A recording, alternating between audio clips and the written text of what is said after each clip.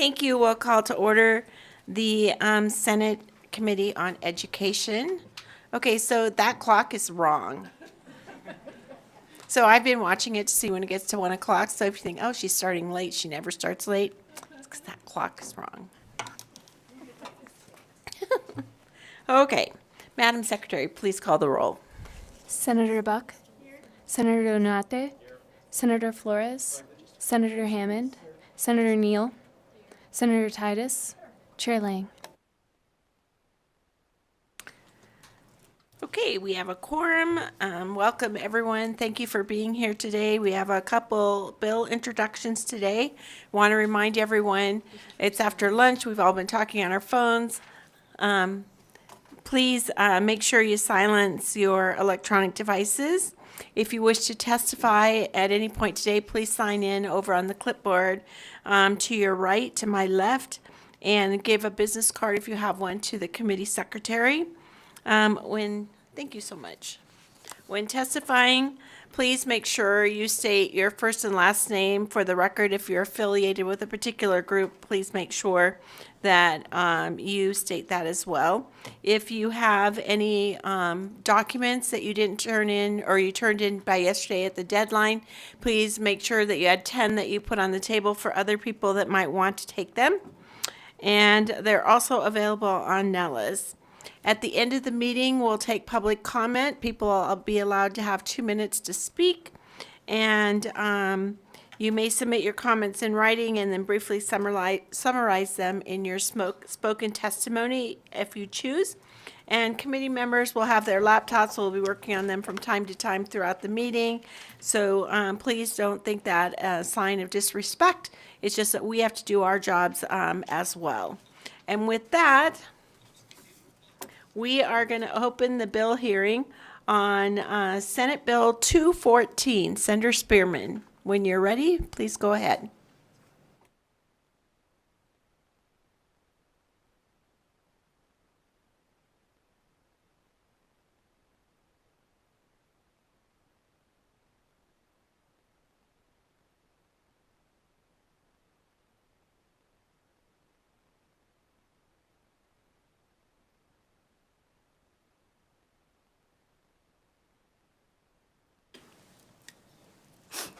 Thank you, Chair Lang, and members of the Senate Committee on Education. For the record, I'm Pat Spearman, and I represent Senate District 1 in Clark County. Today, I'm here as the Vice Chair of the Sunset Committee of the Legislative Commission for the 21-22 interim to present Senate Bill 214, which terminates various boards and commissions as approved by the subcommittee. As you may know, the subcommittee is charged with conducting a review of all boards, commissions, and similar entities in Nevada created by statute, which is roughly 231 entities, and determining whether each entity should be continued, modified, consolidated with another entity, or terminated. Recommending improvements to the entities that are to be continued, modified, or consolidated, and determining whether any tax exemptions, abatements, or money set aside for an entity should be continued, modified, or terminated. During the 21-22 interim, the subcommittee held 6 meetings, during which we reviewed 18 entities and received reports from several entities previously reviewed in past interims. The recommendations included in SB 214 concern 6 of these entities. I would note that most, if not all, of these recommendations were requested by the respective boards, committees, and commissions. Thus, representatives from these entities are available for any detailed questions along with the subcommittee's policy analyst, Cesar Megarejo. Chair Lang, with your permission, I will walk the committee through the sections of the bill. Please go ahead. Sections 1, 9, 15, and 17 terminate the Advisory Council on Science, Technology, Engineering, and Mathematics, and eliminate references to the council in various statutes. The subcommittee voted to terminate the council after representatives of the Office of Science, Innovation, and Technology within the Office of the Governor reported several challenges experienced over the years, including obtaining the necessary number of appointments and meeting a quorum, scheduling council meetings with science, technology, engineering, math, or STEM teachers who have very busy schedules both during the day and after school without funding allocated to provide substitutes for them, difficulty meeting the statutory requirement to hold twice-yearly meetings, lack of a clear mission and regulatory authority for the council, and rigid statutory duties of the council, such as holding region-wide recognition events for students in northern and southern Nevada. Sections 2 through 8 and 17 terminate the Commission on Educational Technology with Nevada's Department of Education and make changes to transfer the duties of the Commission to the department. During the subcommittee's review of the Commission, representatives of the Commission recommended repealing the Commission in favor of the State Board of Education's recent work with NDE, Nevada Digital Learning Collaborative. According to representatives from the department, the Commission has not met since 2018 due to several member vacancies. Sections 10 and 17 terminate the competency-based education network within NDE. The department recommended terminating the network since Superintendent of Public Instruction's Blue Ribbon Commission for Global Prepare Nevada and relevant NDE programs are currently carrying out the charge of the network. In addition, representatives noted that the network has accomplished all of its duties pursuant to Assembly Bill 110 from the 2017 legislative session and submitted its final report to the Superintendent of Public Instruction. The network's final report was submitted to the Governor and Legislature on August 23, 2022. Section 11 amends NRS 439.518 to remove the specific authority for the Advisory Council on the State Programs for Wellness and Prevention of Chronic Disease to appoint a subcommittee to study patient-centered medical homes for statute. Staff of the Division of Public and Behavioral Health, Department of Health and Human Services, confirmed that the subcommittee was formally dissolved. Staff further reported that the subcommittee was not effective in conducting a study of the delivery of health care through patient-centered medical homes. This was largely due to its inability to meet a quorum. Sections 12 through 14 and 17 remove the authority for the Nevada System of Higher Education to establish a committee on anatomical dissection. During the review of the committee reported its inability in meeting the duties outlined in NRS 451.360 through 451.470, primarily the duty to retain bodies, and recommended terminating the committee or consolidating it with another entity. The subcommittee also learned that the medical schools in the state operate under willed body donor programs pursuant to the revised Uniform Anatomical Gift Act, NRS 451.500, and do not accept unclaimed bodies for medical education or research. Finally, among the other provisions previously stated in Section 17 terminates the advisory committee to the Juvenile Justice Oversight Commission. Representatives for the committee reported that all 6 positions have remained vacant for 2 years, and the committee has not held any separate meetings since its creation. Instead, previous members attended meetings of the Juvenile Justice Oversight Commission. Chair Lang, thank you for the opportunity to present Senate Bill 214. These recommendations are the result from the considerable work done by the subcommittee during the 21-22 interim. And I am here to present this, and more detailed questions can be asked and answered from those persons who are mentioned in the bill. And let me just say this, one of the themes that you'll find running through all of these recommendations is the fact that boards and commissions had not been filled. And statutorily, unless you have a quorum, you can't really have a meeting. And so I think that it was more about not having the required number of persons in some cases.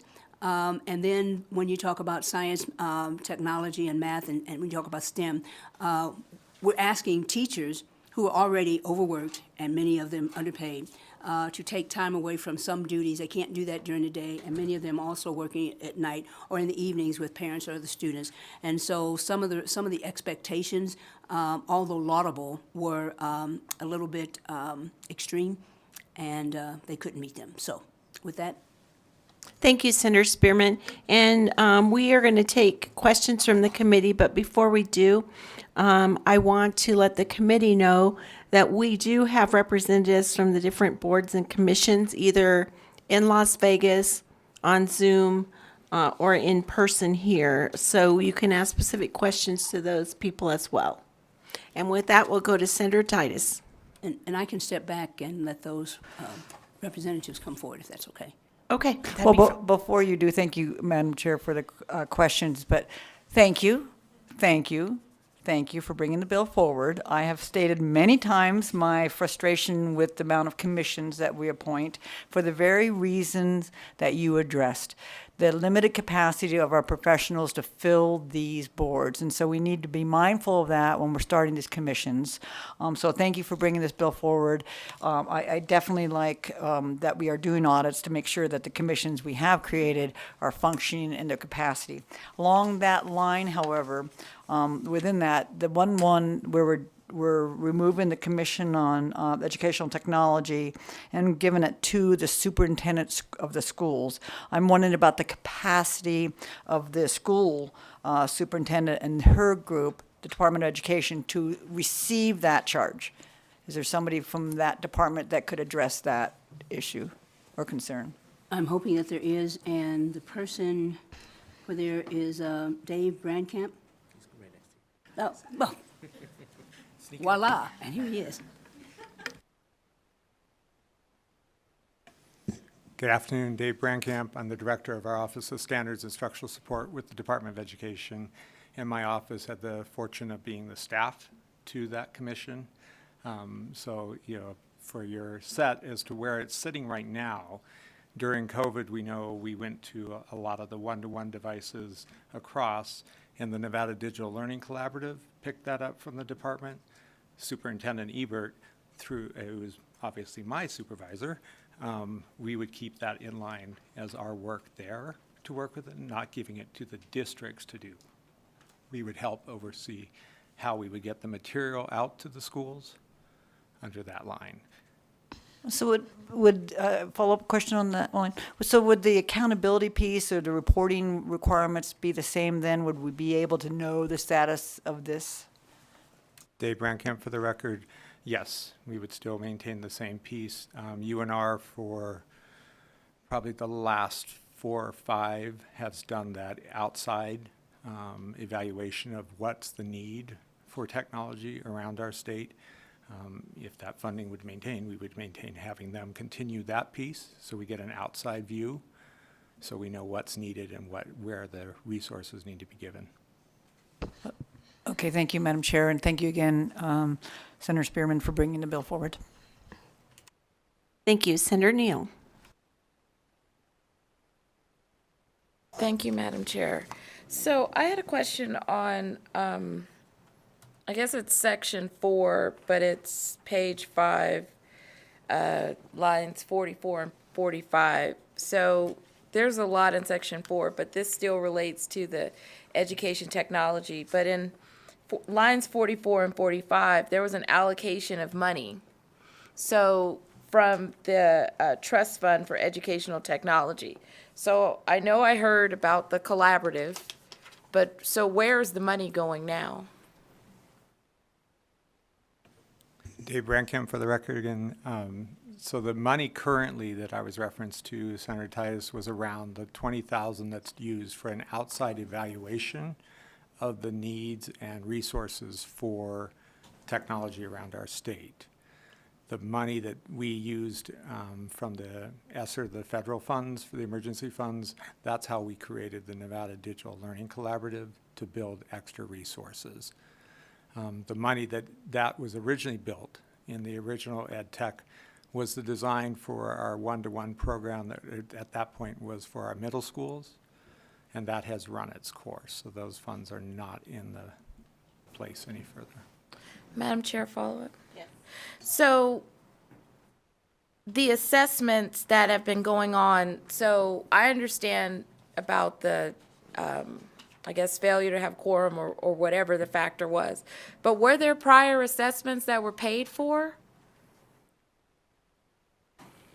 Dave Brandkamp, for the record, Senator Neal, there in every even-numbered year as part of the original bill, that was the outside evaluation that was done through UNR.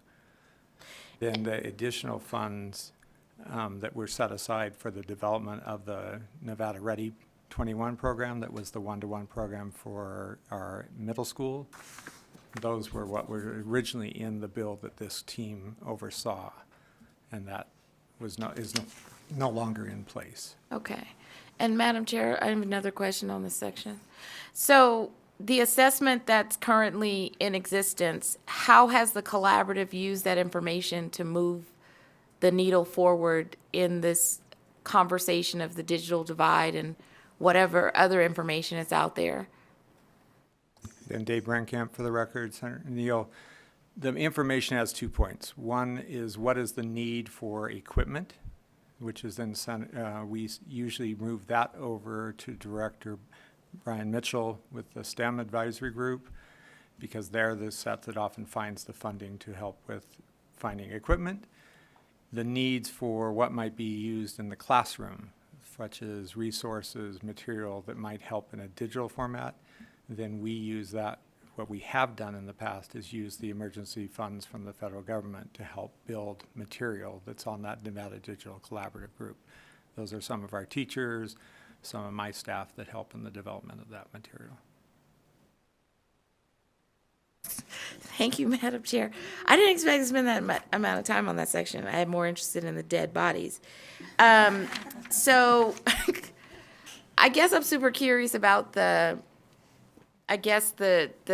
resources that are being prepared for the classrooms and what has actually been, I guess, found or indicated post-COVID with those resources, because if the collaborative is doing this work, what I, in my opinion, what I know to be true is that the digital environment and the hybrid environment is not necessarily suiting the needs of all modalities of children. And so what work are you guys doing in this space, or the collaborative? So Dave Brankamp again for the record, Senator Neal. When obviously COVID first hit, a lot of us were scrambling to figure out what we needed to do. So as time has built forth, as you brought forth, what we've adjusted is, so how do you take, for example, a worksheet and make it so it's not a worksheet, it's more interactive, because that was what happened at the beginning. So a lot of these teams are some of our best teachers in our state who have figured out ways to engage our students and adding that so other folks have access to this around our state. For example, in social studies, what could they use from Discovery Education or from their own set to make maybe a virtual field trip that people weren't aware of, and make those available so people are aware of. None of them, as we stress to our teachers, have to have a cost, because we don't want teachers having to pay or parents saying we need to pay this for that resource. Thank you, Madam Chair. You're welcome. Any further questions? Okay, seeing none, I think you got off early. Thank you. With that, we'll open up for public comment in support of Senate Bill 214.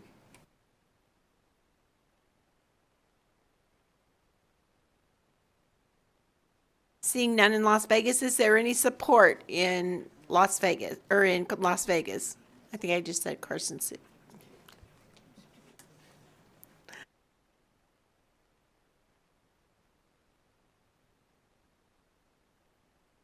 Any support on the phones, BPS? Thank you, Chair. If you would like to testify in support, press star 9 to take your place in the queue.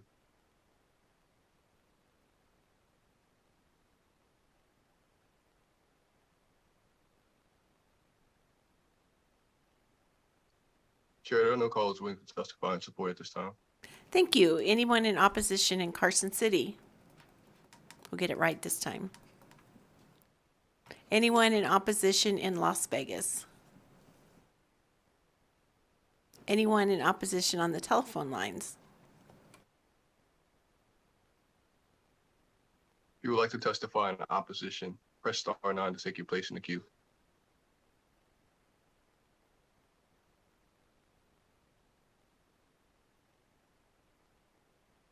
Chair, there are no callers willing to testify in opposition at this time.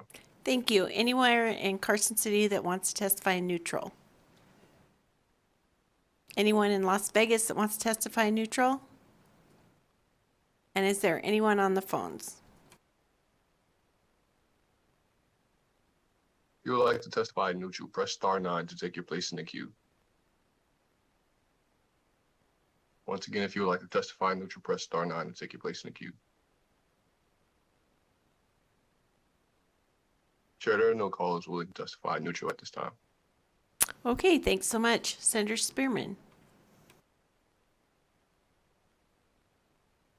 Thank you, Madam Chair and members of the committee. So thank you so much for hearing the bill. And Senator Titus, I wasn't bright enough to bring this. This was on behalf of the Sunset Committee, but thank you for the acknowledgement anyway. Thank you. Thank you. And with that, we'll close the hearing on Senate Bill 214. And I am going to, the next bill is mine, so I'm going to turn the gavel over to my Vice Chair, Senator Flores.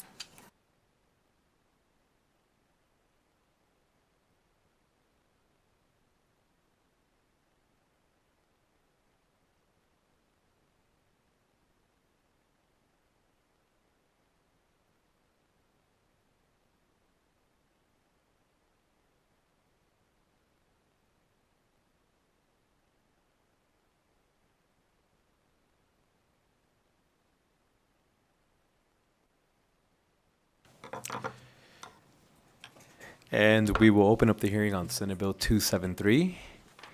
Senator, whenever you're ready. Thank you, Chair. Vice Chair, Chair now. I am Roberta Lang, representing Senate District 7 in Clark County.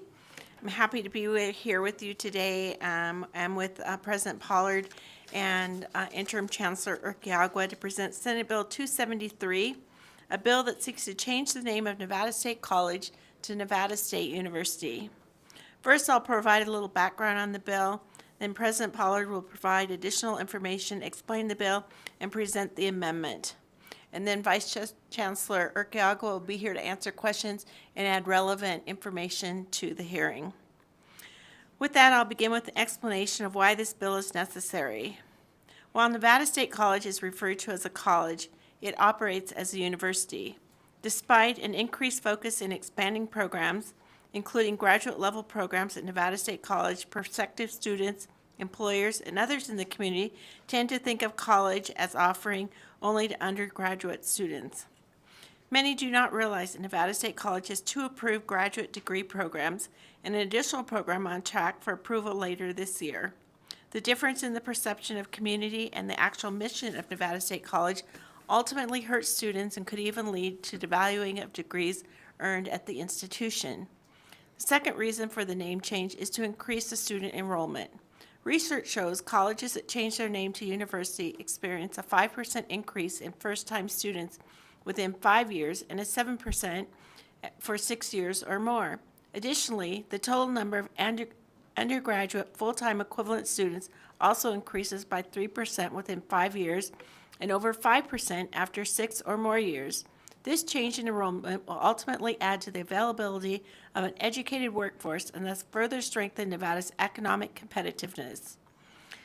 We have submitted a conceptual amendment, but after speaking with legal, found it to be unnecessary.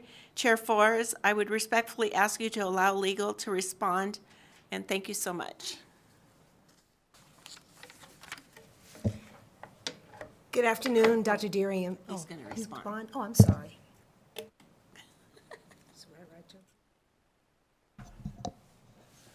Thank you, Mr. Chair and Madam Chair. I believe there were a couple points from the proposed conceptual amendment that I had been asked to address generally in the context of the bill itself.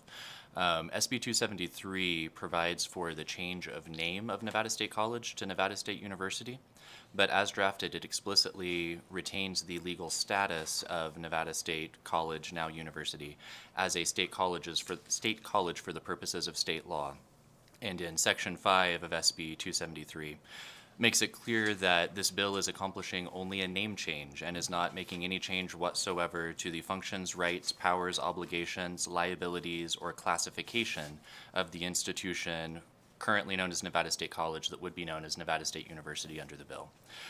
Part of the reason for this is that the term state university has a particular constitutional meaning. Under Article 11, Section 4 and Section 8 of the Nevada Constitution, the state university is the land-grant institution for the state of Nevada. And my understanding of the intent of this bill is that the intent is not to make Nevada State College a land-grant institution, but to instead retain its current status as not a land-grant institution. So for that reason, we had to be careful in bill drafting to make it clear that while the name of the institution will be Nevada State University, this does not change its status as a state college under state law and under the Nevada Constitution, so that it does not become a land-grant institution. And I believe significant portions of the proposed conceptual amendment were addressing that issue, and the bill was drafted to take that into account. Another portion of the proposed conceptual amendment wanted to make sure that conforming changes were made throughout NRS to change the name of Nevada State College wherever it occurred in the law. That is in the bill in sections 2 and 3. An additional portion of the proposed conceptual amendment concerned the land-grant status of the university, in particular the section in Chapter 549 of NRS that defines the components of the land-grant institution of the state, namely the University of Nevada, Reno, the University of Nevada, Las Vegas, and the Desert Research Institute. The proposed conceptual amendment asked to add in that Nevada State College, now university, would not be a land-grant institution.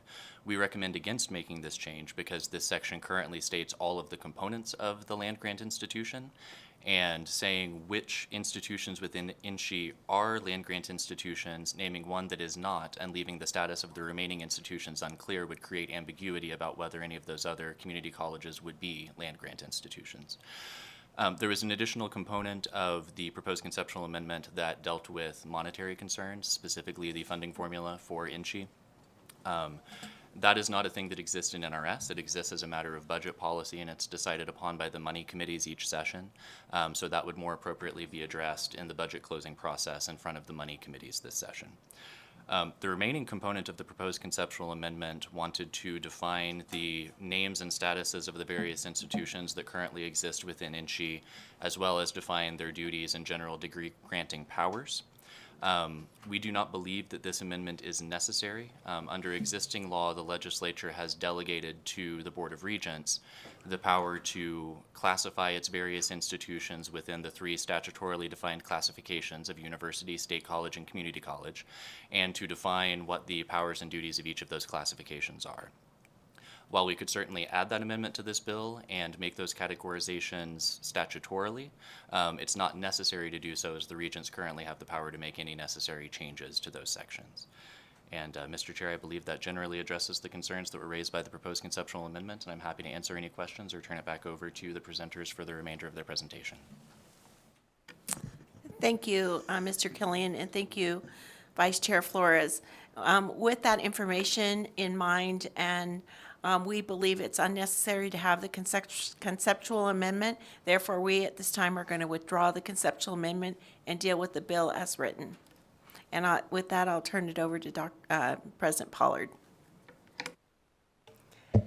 Good afternoon, Mr. Chair, members of the committee. Delighted to be here with you. I'm Dr. Darian Pollard, President of Nevada State College, and honored to offer a few comments in support of this particular piece of legislation. A few facts that I think most of you are probably most aware of. Southern Nevada has one of the lowest educational rates of all adults in this country, particularly as it relates to bachelor's degree completion. Overall, Nevada ranks 46 in the nation in terms of college-going rates, and less than a quarter of adults hold a bachelor's degree or more. As Southern Nevada region continues to grow to 2.3 million residents, it is more urgent than ever to have clear educational choices and pathways to expand access to higher education. Higher education, I believe it, and it's a living testimony of sitting here in this space with you, is necessary for economic mobility, particularly in this state.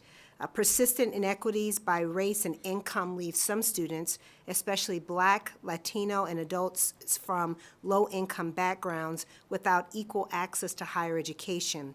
Students of all backgrounds deserve access to the same educational programs, as well as university designation to reflect the full value of their work. A new university will facilitate economic growth and diversification in Nevada. Among its western competitors for business investment, Utah, Arizona, Colorado, Nevada ranks last in economic diversification according to the Hatchman Index. Increased enrollment as a result of the name change will strengthen Nevada's economic competitiveness and help overcome the state's top challenge to recruiting new companies, the availability of an educated workforce. In every sense except the name, Nevada State has operated as a university for years.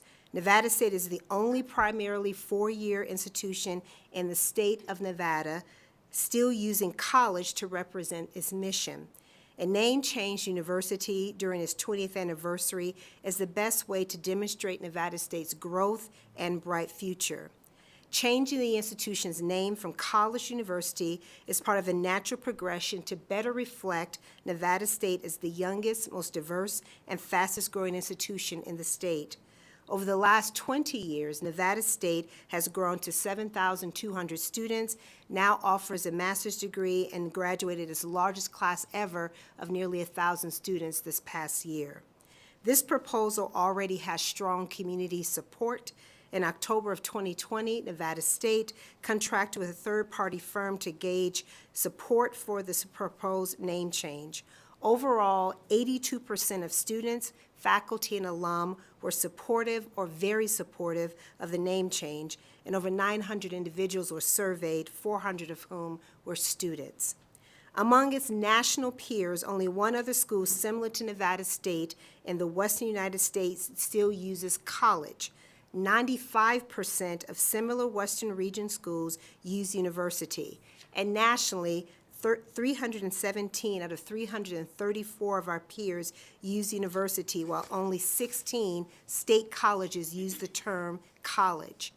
Interestingly, between 2001 and 2016, 122 four-year colleges in America changed their name from college to university. And according to the research, as you heard already from Senator Lang, this has significant impact potentially on enrollment, which is, at the end of the day, the goal to increase those pathways to higher education. The Community College of Southern Nevada and Western Nevada Community College changed their names in 2007, removing community and taking on the college-only designation. And I would offer to you that this shift has created some confusion in the higher education space, specifically between the College of Southern Nevada and Nevada State College, their mission and degree offerings. Nevada State has a significant transfer population, and for some of our students, they find it perplexing to begin their studies at college and also then transfer to yet another college. There's a minimal cost to this name change. In fact, we currently brand logos and other apparel with Nevada State NS. However, costs and challenges with transitioning to a new name will grow if we continue to grow as an institution. Nevada State commits to implementing the name change in the most cost-effective manner and securing private funds to ameliorate any costs to the state. So let me end in the place where I like to be clear to put out all of the questions that people have. This is not a change in mission. Nevada State is unapologetically proud of the mission that we have to serve as Nevada State College. This is not a change in the funding formula. We believe in good stewardship, and we understand that it has been designed with a purpose in mind. This is not a change in our admissions requirements. Access to higher education continues to be our primary driver, and this is not an intent or a grab for a land grant status. I watched that fight from afar, and I want no part of that. So as a result of that, I'm hopeful that this committee will support the legislation SB 273, and I'll end my comments in that space and will turn it over. Thank you. Mr. Chairman, Senator Lang, members of the committee, for the record, I'm Dale Urquiaga. I serve as the acting chancellor of the Nevada System of Higher Education. I'll add only a couple of things to what my colleagues at the table have said. First of all, the Board of Regents did vote to approve this name change. As your council has advised you, the board does have authority to name its institutions by and large, and the board took that action on March the 10th. So this bill, we believe, does align with board action and makes the necessary statutory changes. I appreciate your legal counsel's clear statement about the contents of the conceptual amendment. Your counsel knows that my counsel and your counsel don't always agree. And so it was important for us that our beliefs about this bill be stated, and your counsel has done a wonderful job, so I thank him as always for that. I would only underscore a couple of things. One, we have been through this very lengthy discussion concerned about implicating the state university as that constitutional term and the land-grant institution. As your counsel has declared, this bill does not do that. We have also been concerned about sort of the rights and responsibilities that appertain to a name. And as President Pollard and your counsel have both said, this will not change student fees. This will not change admission requirements. This will not change salary schedules. All of those things are handled by the Board of Regents through its handbook. The board will not make changes. We will use the state college schedules in each of those instances to keep that mid-tier status. We have a 3-tiered system. We very much agree with President Pollard that this change is necessary for lots of reasons and that the tiers are necessary. And so I appreciate again, the agreement on that subject. And then lastly is the funding formula. Because the transitory language exists in the statutes of Nevada and not in the NRS, we will ask in closing of our budget that it be made clear, as you have heard me explain in tiny detail, the weighted student credits are differently allocated for R1 universities versus different kinds of disciplines or courses. And so we just want to be sure that none of those things are implemented or implicated in this change. So with that being said, Mr. Chair and Senator Lang, thank you for bringing this bill. My thanks to President Pollard for her hard work on this bill, and my thanks to the board for moving it forward to you. And with that, Vice Chair, we'd be happy to answer any questions the committee might have. And thank you for the presentation. Members, any questions? Senator Neal, please. Thank you, Madam. Thank you, Mr. Vice Chair. I guess I have two questions. The first one, I know that when the Board of Regents voted, it was not unanimous. So what were some of the concerns? Because what I think is interesting is how many hoops you're having to jump through just to get this name change. And I think it's concerning for me because I understand everything that was stated by Mr. Urquiaga, but something that was simple, that was stated over and over and over again on the record, then was forced to be clarified, then it was a written amendment, then it was like, well, let me just make sure again. But it was stated for the past, I don't know, 6 months roughly. So why the anxiety, I guess? For the record, Dale Urquiaga, Acting Chancellor. I assume that question is for me since you looked at me, Senator. I catch on quickly. You are correct. The vote was not unanimous, and Regents expressed a couple of concerns. One is, would this change in the future? This president has represented that this is what she wants, and the board is concerned with what's commonly called in this building a slippery slope. Most of those concerns were addressed. As for the anxiety, I will say to you quite honestly, a lot of that anxiety is mine. I've been in this building a long time, and just because the Constitution says the sky is blue, some lawyer comes along and says the sky is actually azure, and then I'm in court. And I don't mean to be flip, but this is a constitutional question. We had many conversations with your counsel and with the president to be sure we didn't get it wrong. You went through the conversation about land grant status. I don't want that conversation to have to take place over this teaching university, which is serving the exact niche it needs to serve in my state, because somebody lawyered up. And so it's my job, and I think my board's job, to be sure that those future conversations stay focused on students and not somebody's different interpretation of the law.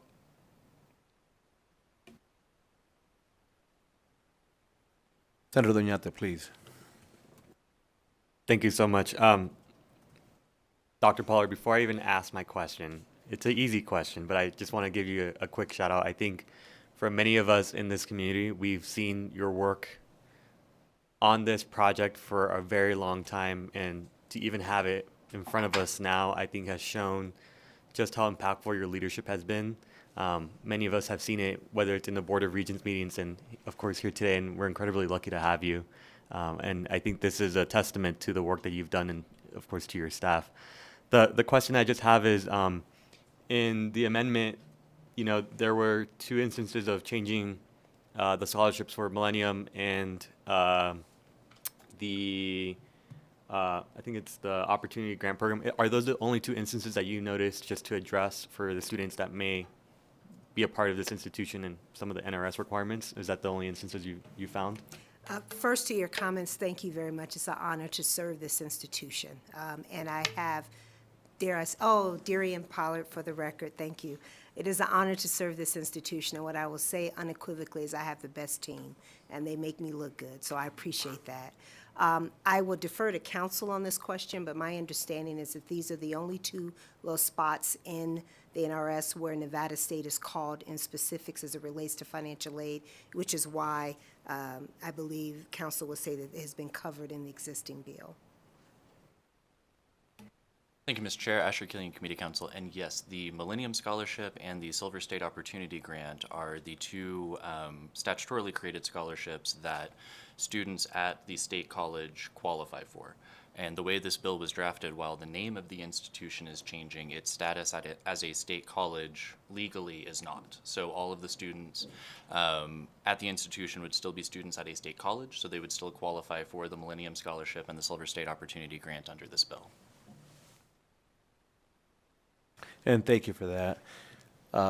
Members, any additional questions? Senator Buck, please. Thank you so much, Chair Flores. I just want to get on record. I know you had addressed it, Mr. Urquiaga, with the faculty pay. So if I'm a faculty member at the University of Reno, wouldn't I want the same or equity in pay if I was at Nevada State University?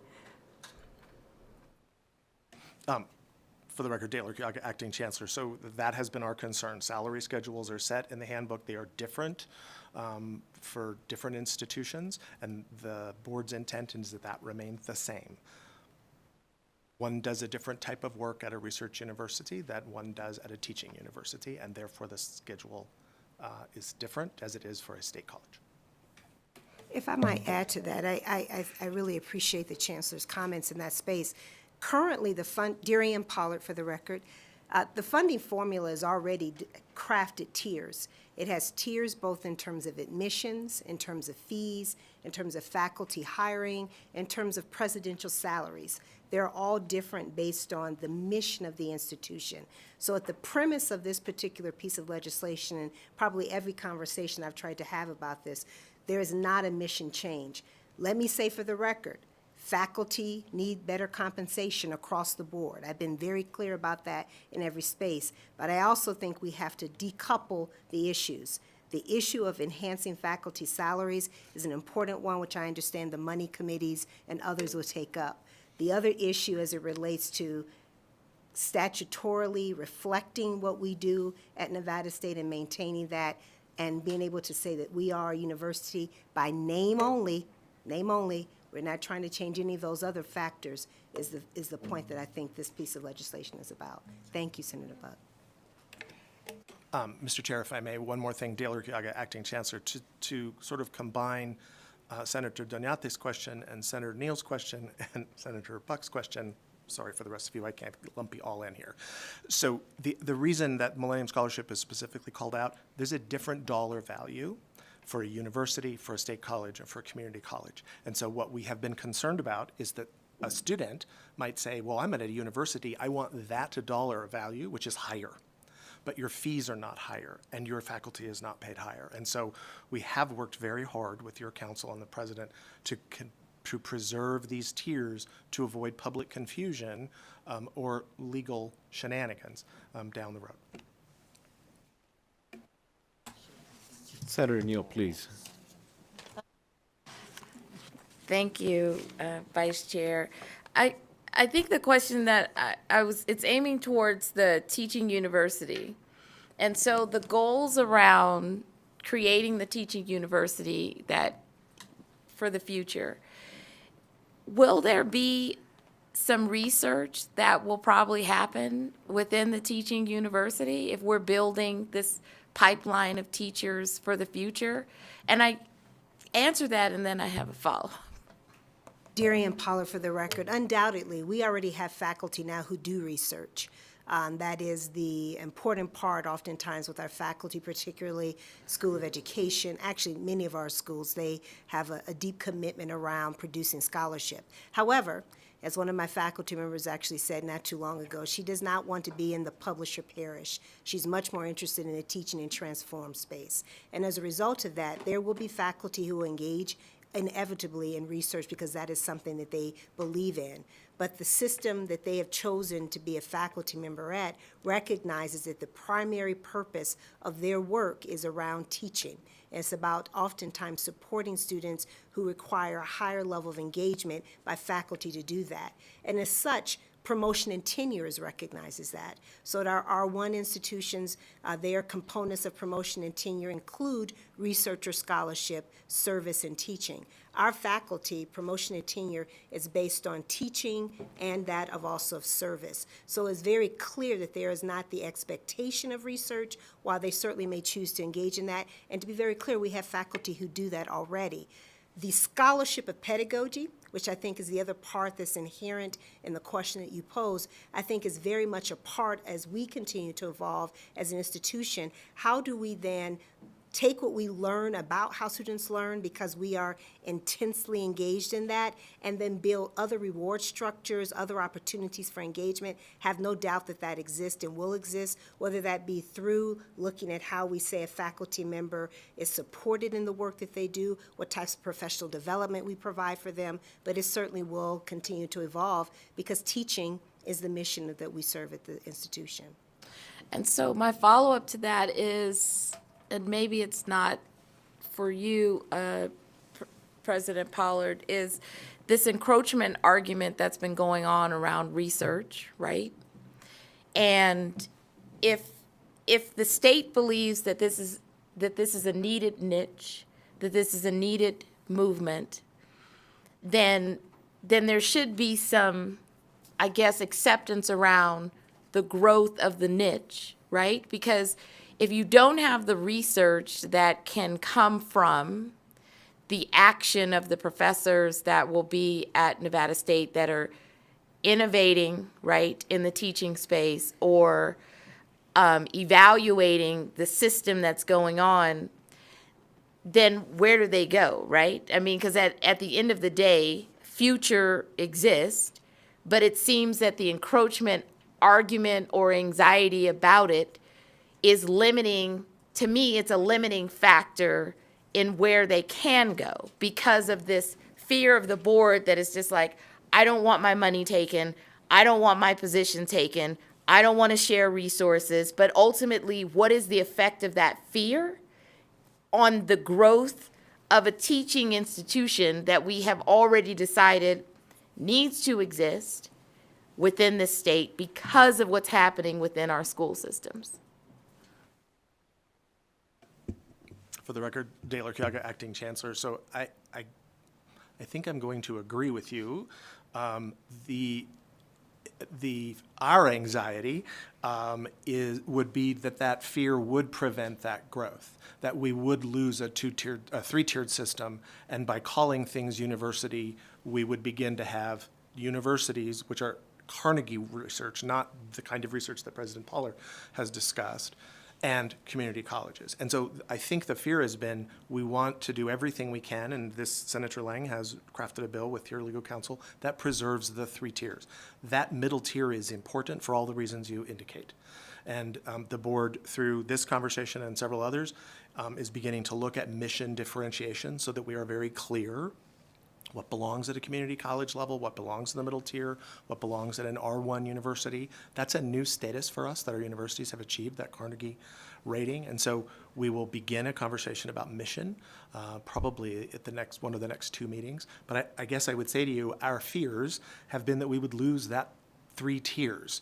And so what this bill does, what the board's action did, what all the board's conversation did was preserve those tiers so that students don't get charged more and so that faculty get to do the kind of work that they wish to do at an appropriate tier. And thank you for that. I'm just going to say this, and then I'm going to end my, I don't know what I'm doing, diatribe. when this conversation was happening, there was a lot of, and I'm going to use the word fear again, maybe it was anxiety, that if President Pollard continued to push for this university name change, that somehow punishment or retaliation or a behavior that we did not want to occur would somehow befall her, right? That this was, I'm just saying what was happening in the back rooms, right? That we watched the vote, right, for the Board of Regents to make sure that there wasn't any shenanigans reflected or pushed upon her. And we were all kind of seated in a position, I won't say, just some members were seated in a position of waiting to see if the board was actually just going to do right by her, right? And I think what was concerning for us, and there was a group of us, was why are we even having to have the conversation and sit and watch the meeting to make sure no harm befalls Dr. Pollard? Like, it's the weirdest scenario when you have to be on guard about a new president who is just simply asking for a name change, and then ultimately we're on guard trying to figure out, do we have to jump into defense and protect? Why is that? Why I felt like, why are we even here having this dialogue about how we need to engage just in case the vote flips? Because the rumor was that a couple of things could have occurred. And I find it unfortunate that whenever we go for change and then we're talking about change in the system, that we have to be on the defensive about someone who's trying to think about innovating on the campus and moving things forward. And I'm saying this as a comment because I don't think it can be addressed, but I wanted to address it in the hearing because this happened before the vote. And it was unfortunate that we were in that position where we felt like we were going to have to jump in and defend as legislators a president of a campus. And I think we need to have a larger conversation about the system and how there is, I don't know what's going on. I don't know if it's protectionism or strange behavior, but I think I would lean towards protectionism that is harmful.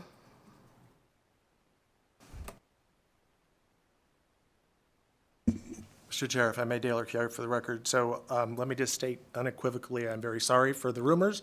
I'm very sorry for that feeling. As the guy who was on the inside with President Pollard, this wasn't about President Pollard. This was about us trying to do the right thing for a system which we are charged with. So I'm sorry that people felt differently on the outside, but I'm also a little bit offended by your statements, I have to say. We're trying to do the right thing for students and faculty and staff, and we're trying to do the right thing for the taxpayers. So I'm sorry about how people feel, ma'am. But we are here to do the right thing. We have done the right thing. The vote has been taken. I am here as her supervisor, and nothing's happened to her. She asked me to be here, so we're here together, and that's all I'll say. So, this isn't a personal attack on you. This is a comment that I'm bringing forward from a group of individuals who might not have addressed a statement to you, but it's not about you. And I need you to be absolutely clear that I'm not coming for Urquiaga. That's not my issue. I'm just putting something on the record that was in the space. And so your offense is equal to my offense. And it's not an indication that I dislike the process of what you have been doing or you personally, because this isn't addressing you. This is addressing a culture that exists at the regent level. And so you being her supervisor is not an indication that we believe that you were somehow a ringleader in the background, because that was never stated, never made a comment ever in the background. But it was a general consensus that the regent, the board, was going to do something that was not going to be helpful for her. So I want to be absolutely clear, because when someone says that you're offended and then it goes through the ripples of the universe, I'm not coming for you. This was a general statement that was made by a group of individuals, and I'm stating it on the record. So I don't have a problem with you, and I never have. And obviously, there's no question there, but I do appreciate the dialogue and the back and forth. Members, any questions? Seeing none, thank you for the presentation, and I'm going to ask if you could please sit back. And I'm going to invite those wishing to testify in support of Senate Bill 273, either in Las Vegas or Carson City, to please occupy the seats. And we'll start in Carson City, and then we'll move to Las Vegas. I do want to remind folk, if you could please limit your testimony to 2 minutes, just to maintain the integrity of how we've been running the committee thus far. Whoever wishes to go first, please. Vice Chair Flores, members of the committee, Kanani Espinoza with Rowe Law Group on behalf of UNLV. I'm so sorry. President Whitfield has signed a joint letter of support of the Nevada State name change in August 2022 with his fellow colleagues from DRI and College of Southern Nevada. UNLV is one of the most diverse campuses in the nation. As stated in the support letter, renaming Nevada State College to Nevada State University will help accelerate more opportunities to Nevada State's diverse student population. As a research university, we understand the growth of Nevada State College and fully support the renaming to better serve the community as a teaching university. We urge your support as well. Thank you. And thank you. Please.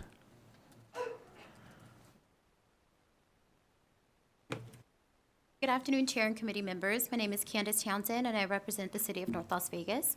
I am testifying in support of SB 273 to change the name of Nevada State College to Nevada State University.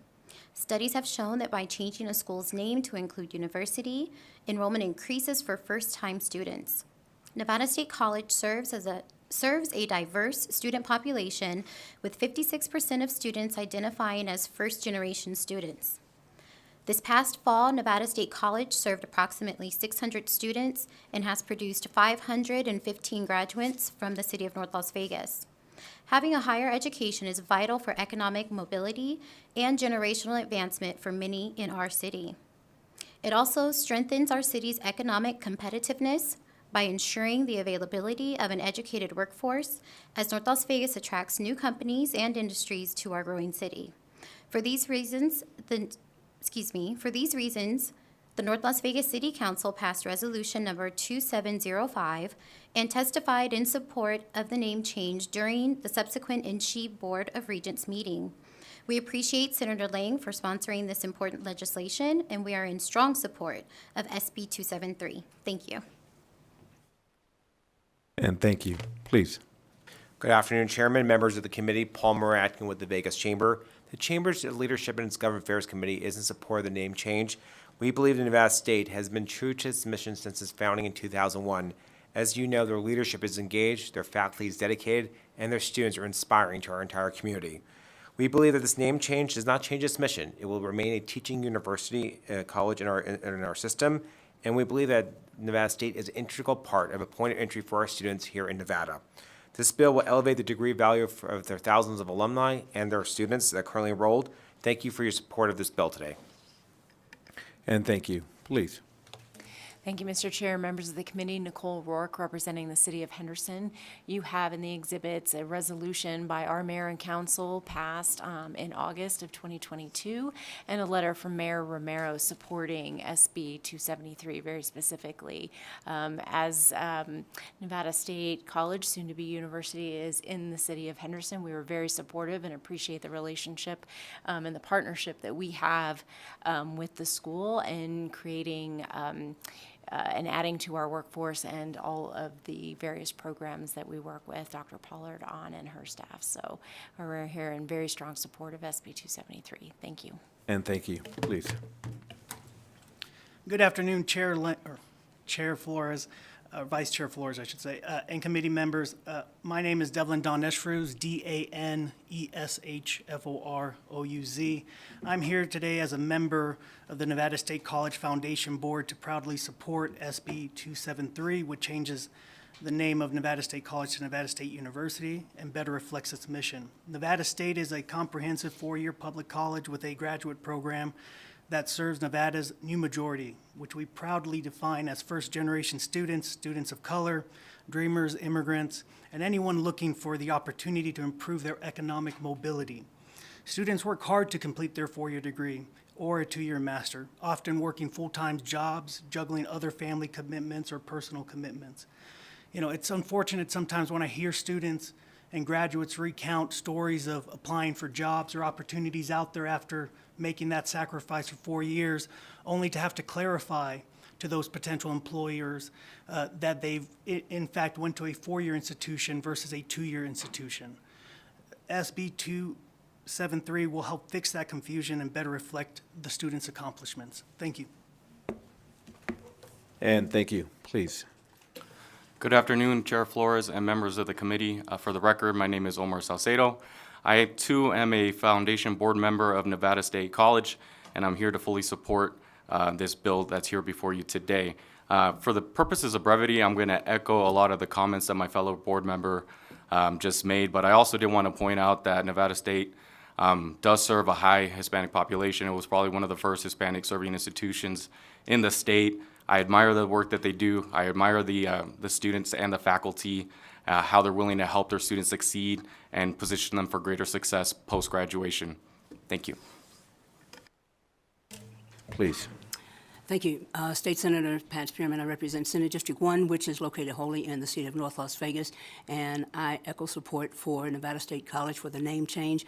A little bit more than a quarter of the students at Nevada State are residents of North Las Vegas, and I see this as an equity issue because so many of them will work hard, will fight hard, will even have debt that they will accumulate, but then once they go out into the work world and they have college, then people think that it's a community college. And I applaud with the work that Dr. Pollard is doing. I think it's innovative, and it's about time that we do some equity here in the state with respect to our BIPOC community. So I'm in strong support. Thank you.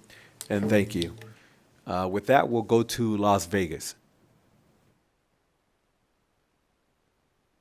Thank you, Chair, members of the committee. Amber Stidham with the Las Vegas Global Economic Alliance. We are also in support of this bill and believe that renaming to Nevada State to a university more accurately reflects the 4-year education programming provided by the institution, which includes graduate degree programs. As the Economic Development Authority for the Greater Vegas region, we spend a considerable amount of time answering the talent pipeline question with business and industry prospects that are coming to our region to help diversify our economy. And also, what ways are we creating pathways in which Nevadans can put their education to use for not only the betterment of our community, but more importantly, how students can apply their education to enrich their own lives. This is a chief goal for economic development. We also know well that higher education, including universities, plays an important role in attracting business and industry to our area. Overall, higher education, including those universities, appeals to industries by providing a skilled workforce, fostering research and innovation, promoting entrepreneurship, building partnerships and collaborations, increasing community productivity, and of course, promoting diversity and inclusion. The more opportunities for valued learning that we can create, the more variety in the type of education that Nevadans can receive, and the ability to support and grow the cultural presence and prestige an expanded university system can produce lends itself to our economic competitiveness, and for those reasons, we're strongly in support of this bill. Thank you. Thank you. Next person, please. Good afternoon, Chair Lang, Vice Chair Flores, and members of the committee. My name is Glenn Christensen, 1528 McDonald Ranch Drive, Henderson, Nevada. I'm here today to register my strong support for renaming Nevada State College to its more appropriate designation as Nevada State University. The name change is appropriate because it better reflects Nevada State's progression and its perceived status in the system of higher education in our state. Nevada State is playing a key role in providing quality higher education at a reasonable value and preparing students in our state for the ever more diverse and expanding workforce that the community needs for our economic development. I'm pleased that the mission of the institution will not change with the name change, that Nevada State will continue to function in its current role as part of the three-pronged approach to higher ed in our state. Because of this strategy, students have the option to attend a 2-year community college, a Tier 1 research institution, or a 4-year university focused on baccalaureate degrees. As a result of its mission, Nevada State has been highly successful at attracting underserved, first-generation, and economically disadvantaged students. That's why my wife Andy and I have been strong supporters of the institution for over 20 years. Renaming Nevada State removes any confusion about the mission of the school, better reflects the success of the institution, and reflects the desires of the students, faculty, its foundation, and donors, as well as the community at large. Due to the perceived higher status of the institution as a university, Andy and I also believe the name change will make it easier to attract and graduate education majors, a critical need for our state. Finally, the stars are aligned to make this decision. This is the right time, under the right leadership, with the right faculty and administration to make the change, and we encourage you to approve this bill. Thank you. Thank you. And we'll stay in Las Vegas. Well, hello. Thank you, Chair and members of the committee. My name is Kevin Osorio Hernandez, and for the record, that's Osorio-Hernandez. I'm a first-generation student majoring in history, pre-law, and minoring in communications at Nevada State. And I also plan to go to graduate school to study public policy, where one day I can be a policymaker and sit in your seat as well. So today I come before you to express my wholehearted support for SB 273, and many students across Nevada are also in support. During the last Board of Regents meeting, we had a long line of students who testified in support from TMCC, CSN, and UNLV. And so I'd like to read a poem that I wrote as I was anticipating the approval from the Board of Regents. In the heart of the desert, a college did stand, with students who sought knowledge and a future so grand. Nevada State College is a name well known, a place where minds flourished, where dreams were grown. But change was afoot, a transformation in sight, a shift towards progress, towards a brighter light. For the college had grown and had expanded its reach, and to reflect this growth, a new name it would teach. Nevada State University, the new moniker declared, a name that spoke volumes, a name that showed they cared. For their students, their faculty, and their community too, a name that stood for excellence, for innovation anew. A university for all, where knowledge and wisdom reign, where ideas flourish and minds are not in vain, where students from all walks of life come to learn, and the new majority's voice is heard with great concern. So here's to Nevada State, now to be a soon university grand, a place of higher learning where knowledge will expand. May its new name be a beacon of symbol and a symbol of success. We guarantee a university for all, for you and me. Thank you. And thank you for sharing that with us. I'm sure we all enjoyed that poem. And obviously, you put a lot of time into it, so thank you. We'll stay in Las Vegas.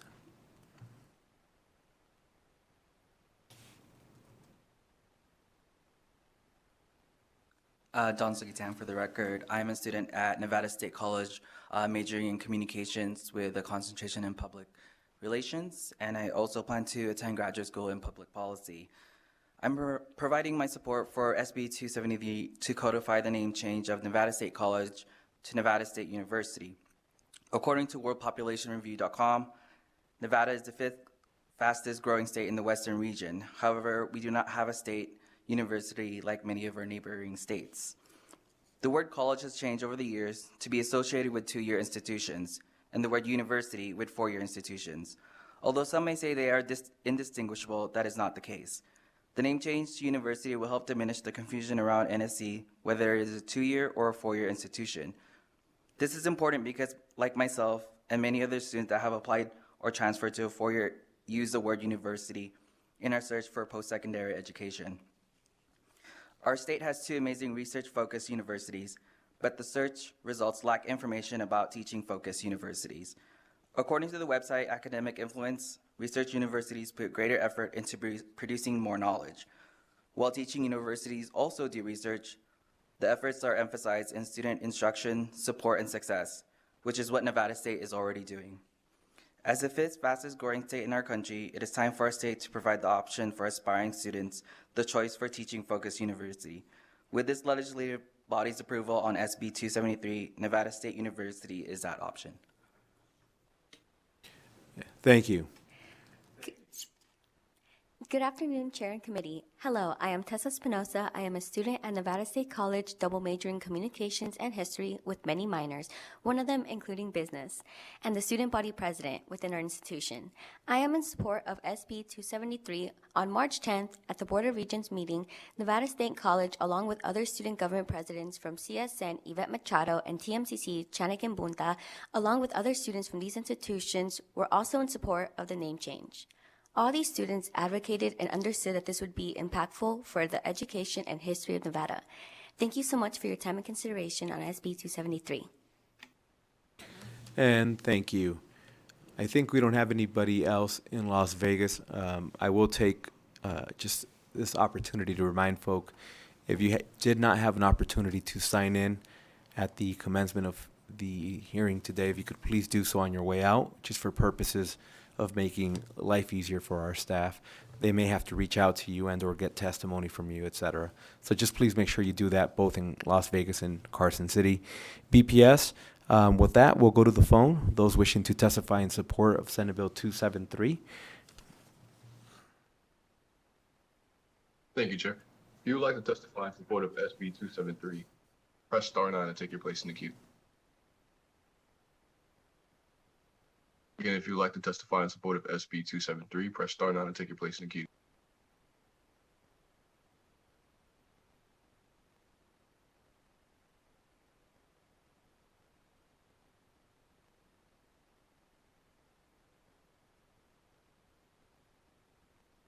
Mr. Vice Chair. Yes, we can hear you. Great. For the record, my name is Eddie Abelser from Tri-Strategies, calling today in support on behalf of the Historically Black College and University Tour. Pastor Kelsey West and his students would like to wholeheartedly lend their support and thank President Pollard for bringing this bill forward. Students of Nevada State College deserve the same recognition for many other peers across the country who are attending similar institutions. And we thank the committee for entertaining this discussion, and we ask for your support for this bill. Thank you. Thank you for joining us. BPS, next caller, please.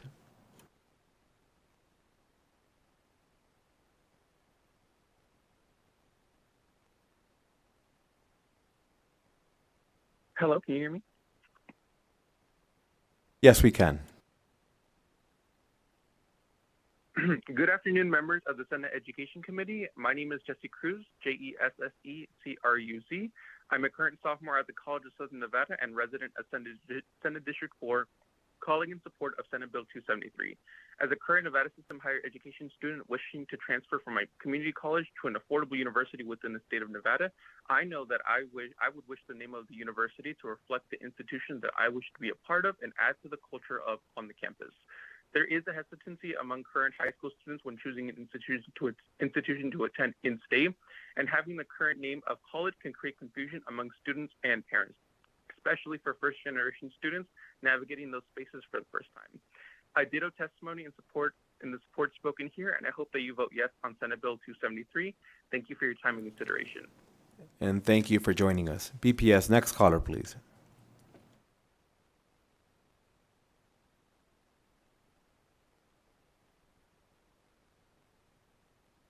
Hello, my name is Hugh Lee from the fantastic Senate District 6 and from the awesome Assembly District 34.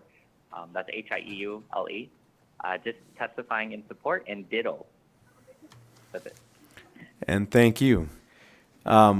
Next caller, please. If you have just joined us and would like to testify in support of SB 273, press star 9 and take your place in the queue. Chair, there are no more callers willing to support and testify. Thank you, BPS.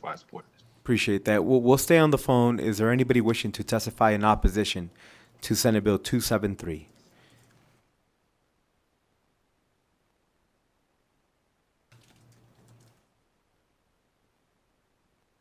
If you would like to testify in opposition of SB 273, press star 9 to take your place in the queue.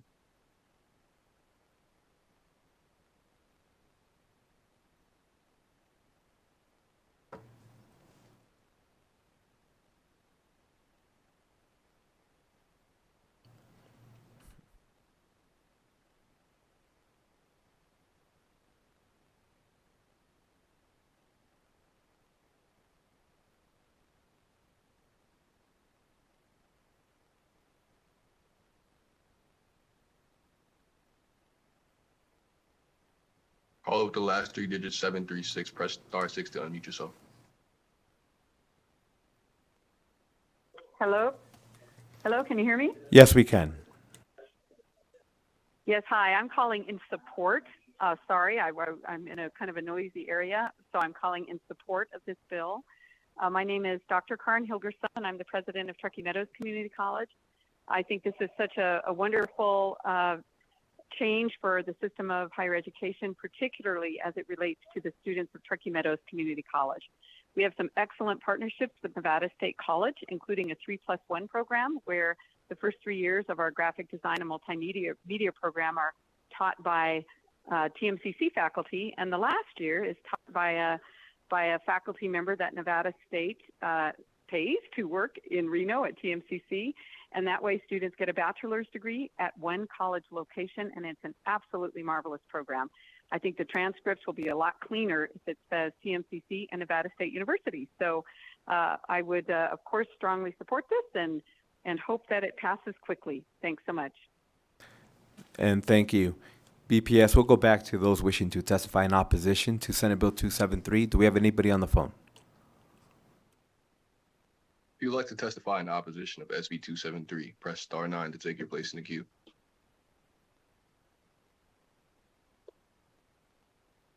Chair, there are no callers willing to testify in opposition at this time. Thank you. Anybody in Carson City or Las Vegas? Opposition to Senate Bill 273. Seeing none, anybody wishing to testify in the neutral position for Senate Bill 273, Carson City or Las Vegas? Good afternoon. Welcome. Good afternoon, Chair Flores and committee members. Kent Irvin, ERVIN, State President of the Nevada Faculty Alliance, the independent association of professional employees at Nevada's public colleges and universities, however many of those there are. We would like to empower, we work to empower our members to be fully engaged in our mission to succeed. The state NFA has remained neutral on the name change to Nevada State University throughout the consideration process, and this is really neutral. It's not because there's opposition among our members. We do believe that it is important to clarify that the name change does not indicate a change in mission or legal status. Faculty members believe that expectations for performance evaluation and standards for promotion should not change because of this name change. In particular, faculty members who accepted a position that with a primary focus in teaching, because that's their passion, should not at some later point in their career be expected to publish research or do other scholarly activity, at least not without a negotiated change in their job description and teaching workload. However, changing professional expectations as an academic institution grows is a general personnel management issue that happens in academia regardless of a name change. Thank you. And thank you. Anybody else wishing to testify in the neutral position? Seeing none in Carson City or Las Vegas, BPS, anybody on the phone? If you would like to testify in neutral, SB 273, press star 9 to take your place.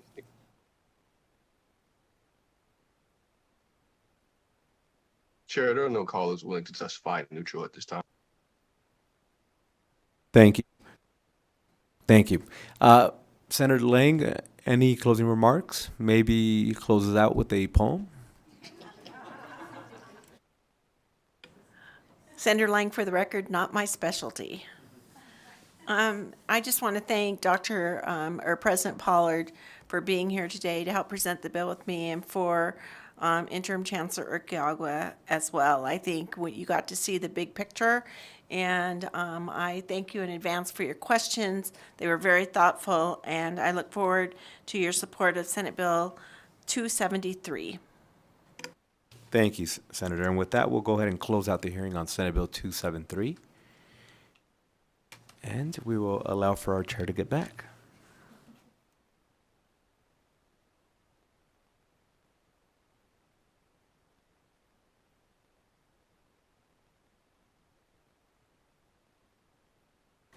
Okay. We will open for public comment. If you have a comment other than what we've heard today on bill hearings, we are open for public comment in Carson City.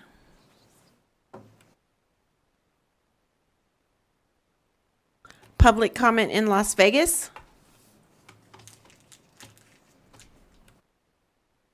Public comment on the phones. If you would like to provide public comment, press star 9 to take your place in the queue.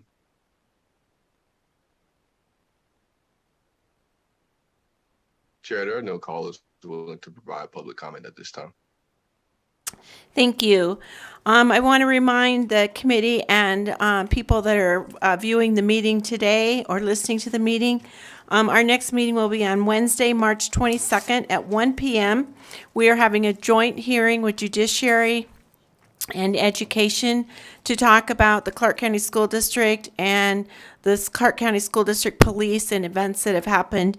And we want to talk to them a little bit about that. So it'll be a joint hearing at 1 o'clock on Wednesday, and we hope to see you there. And with that, meeting is adjourned.